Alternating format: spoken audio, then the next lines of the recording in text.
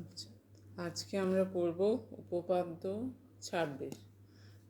বলছে যে প্রমাণ করো যে সমান সমান ক্ষেত্রফল বিশিষ্ট ত্রিভুজাকার ক্ষেত্রগুলি একই ভূমির ওপর এবং ভূমির একই পার্শ্বে অবস্থিত হলে তারা একই সমান্তরাল সরলরেখা যুগলের মধ্যে অবস্থিত হবে।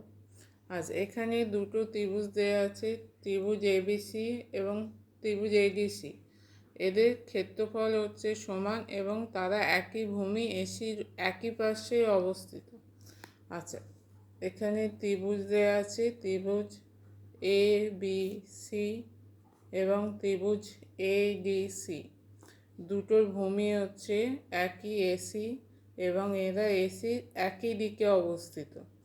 এসি যেদিকে এবিসি অবস্থিত সেই দিকেই এডিসি অবস্থিত।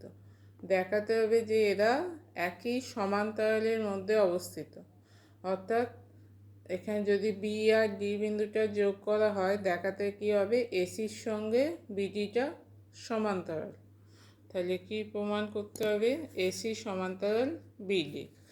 এর জন্য একটা অঙ্কন আছে।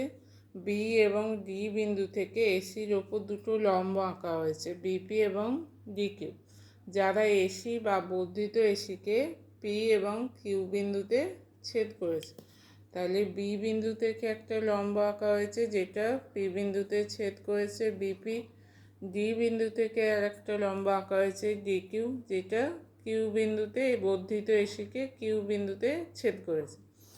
আচ্ছা, আর এরপর আসছি প্রমাণে ত্রিভুজ এবিসির ক্ষেত্রফল। আমরা ত্রিভুজের ক্ষেত্রফল কি জানি? হাফ ভূমি ইন্টু উচ্চতা। এখানে ভূমি হচ্ছে এসি, বিপি হচ্ছে উচ্চতা।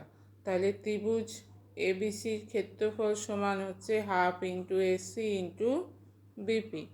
একইভাবে ত্রিভুজ এডিসির ক্ষেত্রফল হাফ ইন্টু এসি ভূমি এবং ইন্টু ডিকিউ। তাহলে ত্রিভুজ এবিসির ক্ষেত্রফল হাফ এসি ইন্টু বিপি, ত্রিভুজ এডিসির ক্ষেত্রফল হাফ এসি ইন্টু ডিকিউ। এবার এখানে কি বলা ছিল? ত্রিভুজ এবিসির ক্ষেত্রফল ত্রিভুজ এডিসির ক্ষেত্রফল সমান।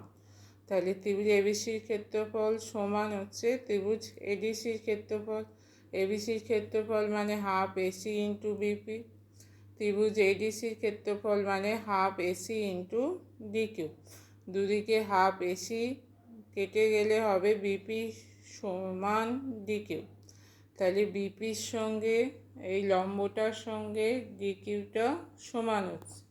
আবার যেহেতু বিপি আর ডিকিউ একই সরলরেখার ওপর লম্ব, তাহলে এরা সমান্তরাল হবে। তাহলে বিপি সমান্তরাল ডিকিউ একই সরলরেখাংশের ওপর লম্ব বলে। তাহলে দেখা যাচ্ছে যে বিপি কিউডি এই চতুর্ভুজে বিপরীত বাহু বিপি আর ডিকিউ সমান এবং সমান্তরাল হচ্ছে।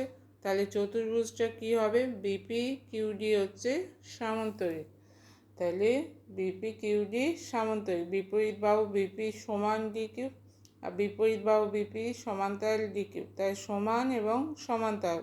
তাহলে চতুর্ভুজ কি হয়? সামান্তরিক।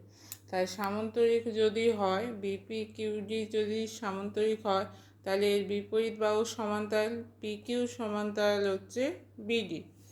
তাহলে একইভাবে সামান্তরিকের জন্য পি কিউটা বিডির সমান্তরাল।